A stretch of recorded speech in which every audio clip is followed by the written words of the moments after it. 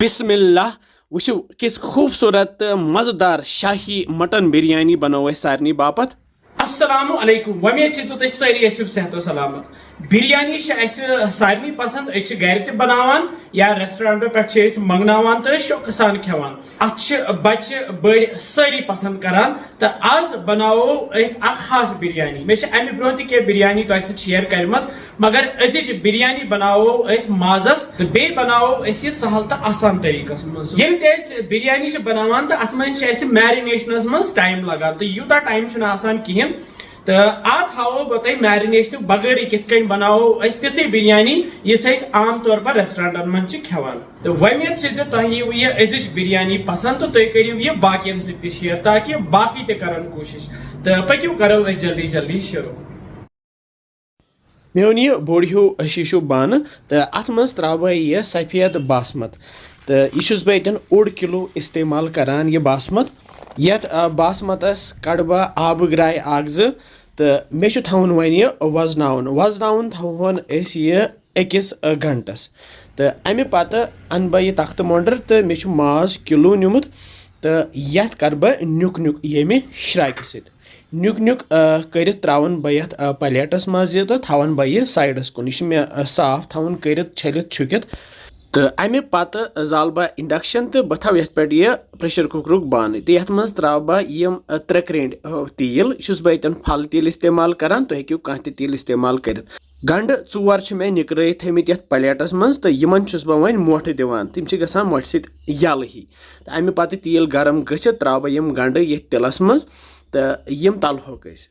तो यम गंड तलहोक तुत काल नीम golden brown गसन यम जालन कहें यम गसन त्रुश त्रुश बन तो त्रुश त्रुश बनित वन यम तैयार तो अम पत कड़क बह यम गंड यथ प्लेटस मज तो अल पल 70% गंड कड़होक यथ प्लेटस मज तो 20% थवो ये प्रेशर कुकर किस बानस मज तो गंड यथ प्लेटस मज कड़ित त्रा बह वन ये तिलस मज तो गंडस मज यह माज तो यह माज त्रयित करहोन कैंसन सेकंडन तैयार या दिमो फिरन फिरन ये हचू चोन तल इंडक्शन फुल तो ये कर बह इंडक्शन हीट थोड़ा सा कम तो यह त्रा बह मसाल कह बह त्रा ये 10 मर्च फल बे त्रावस रोंग फल 5 बे त्रावस 1 चमचे जुर बे त्रावस 7 सब्ज ٲलہٕ बे त्रावस बड़ ٲलہٕ 2 तो बे त्रावस लक्चे लक्चे 3 दालचीन पीस तो यह मसाल त्रयित त्रा बह ये पाउडर मसाल बह त्रा मर्चवांगन पाउडर चमचा 1 दानवल पाउडर चमचा 1 तो बादान पाउडर चमचे 2 ऊर तो बे त्रा बह ये रुहन तो अदरक पेस्ट 1.5 चमचे तो बे त्रा बह ये नील मर्चवांगन 7 ये मे मजबाग खांड कोरमुत यम त्रे मे मजी तो रलावो सही पे तल मे इंडक्शन थोमुत लोतई लथसी पे करहोन यह कैंसन मिनटन तैयार यह रल सोरे मसाल ये माजस तो अमे पत त्रो ये टमाटर 2 मे टमाटर 2 नुक नुक कोरमुत यम त्रे मे मज ऊर तो करहोक कैंसन सेकंडन वन तैयार हेको ये टमाटरन हुंद केचप त्रित मगर ये ज्यादा मज़ गसान तो ये त्रो नून नून कूत तुम खेवान तमे हिसाब त्रो तुम तो बे त्रा बह ये आब 1.5 कप आब ज्यादा त्रावन कह 1.5 कप त्रावोस रलावन सही पे तो युथि मसाल पान वन रलान तो अमे पत थवो पे ढकन तो दिमो स्टीम युत काल 5 to 6 सीटी नेरन करो वो बासमत तैयार यह बासमत जन वजन बापत थो त्रो मे ये पतलस मज ये त्रा बह आब बान 1 तो बे त्रोस नून चमचे 1 बे त्रोस रोंग फल 2 तो बे त्रोस तेज पत्त 2 तो यपर जोल मे गैसस पे थो बह यह पतल तो करहोन वन तैयार ये दिमो ग्रक 5-6 इत काल यह बासमत सेन तो अमे पत यह बासमत सेनित फ्यारहोन यह बासमत तो तल मे छान थम तो अथ मज त्रो मे यह बासमत पे त्रोस आब कतर 1 तो थवन यह साइडस कुन युत काल यह आब सोरे वसियत तो यह गो 60% वन तैयार यह बासमत यपर फिरो कपस मज यह तोत आब तो ये मज त्रा बह यम कोंग पत्र कह युथ अत यह लिदुर कलर नेर यह थवन साइडस कुन युत काल यह पूर वज तो पत करहोन इस्तेमाल यपर सोन माज तैयार यह 6 सीटी नेरान तो यह खोलहोन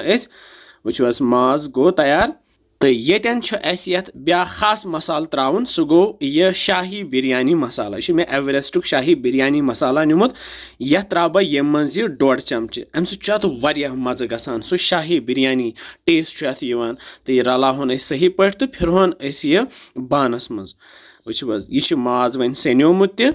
तो येतन अन बह यो प्रेशर कुकर बान ये मज माज तैयार करो तो यथ त्रा बह तल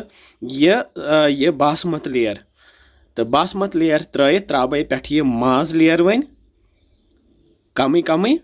तो पे त्रोस यह गंड उस तलित थो थोड़ा सा त्रोस कम तो अमे पत मे प्लेटस मज थोमुत यह दान वल तो बे पुदन नुक नुक कर तो यह दान वल तो पुदन लेयर त्रा बह ये पे सजावन बापत अमे पत त्रा बह ये बे बासमत लेयर ये लेयर खड़ान पत ये तैयार करहन यह गि असल तो बे त्रोस यह माज लेयर बह दम लेयर त्रावान तो माज लेयर त्रा बह पे ये बे गंड लेयर तो पे त्रोस बे यह दान वल तो यह पुदन लेयर बे त्रोस यह बासमत लेयर पे यह त्रेम लेयर वन पे बे त्रोस सोरे यह माज तो फहलावन तो पे त्रोस बे यह बासमत बाकी हन पे त्रोस बे गंड तो पे त्रोस बे दान वल तो पुदन बिरयानी वन फाइनल स्टेजस पे तो ये तैयार गया मजेदार तो तुम ये जरूर पसंद इंशाल्लाह मे जोल बे गैसस पे थव बह वन चौचि चौचि ताय पे थव बह वन प्रेशर कुकर तिकाज यह दज न पत कह तो पे त्रो ये गेव चमचे त्रो 4 लकटी लकटी तो बेस यह प्यालस मज यह कोंगा आब थो तैयार कर यह त्रो अत पे अम सह सह लेदुर कलर खसान पे थवस ढकन तो करहन यह 20 to 8 घंटे तैयार ये ताय पे तल मे गैस थोमुत वन लोत तो लथसी पे करहन यह तैयार युत काल यह मजेदार गमे पत 8 घंटे गसित तुल बह ढकन थो तो सन अजिच शाही मटन बिरयानी वन तैयार वुच कि जबरदस्त बिरयानी सन वन तैयार तो यह वच मे गैस पे बोन तो तुम हाव बह ये चमचे सत कि अंदर किस कलर्ड बनिम यह सफेद त ब्राउन तो लेदर तस यपर मे प्लेट त्रो तो अथ मज फिरहन गर्मा गर्म खेवन वो जबरदस्त यह माज तव बह तुम क्युत ब्रिस ये गमुत तो यपर मे रायता बनोमुत ये मज मे लड़ गाजर टमाटर बे गंड तो बे जामुन दो इस्तेमाल कोरमुत बे मे थोमुत थोड़ा दान वल त्रोमुत तो अथ सती खेवन यह बिरयानी वो तो थोड़ा सा यह रायता तुल बह त्रा बह ये बिरयानी मज तो तुलो यह मिड वन वो कि ये बिरयानी क्युत मज़ गोमुत बिस्मिल्लाह माशाअल्लाह वारिया मज़ेदार वारिया मज़ेदार यह माज यह असल पे सेनोमुत यम मसाल यम यथ बासमत सत रलेमित तो ये माजस अंदर मसाल त्रामुत वारिया मज़ेदार तो इस बिरयानी से रायता खेवान तो अत ज्यादा मज़ लगान शुक्र रबस कुन कम नियामत खेनावान अल्लाह ताला यम ते वीडियो बनावान अत मेहनत लगान तो ये बाकियन सत शेयर करान तक बाकी ते बनावान ये वमेद तुम अजिच बिरयानी पसंद आमज तुम ते बनजो बे खेनो सारी तो बे वनान कमेंट सेक्शनस में किस बसान तो सान रेसिपीज तो इंशाल्लाह समखो बे कैसन मज़ेदार रेसिपी तो थो पुन ख्याल बिहु रबस हवाल अस्सलाम वालेकुम।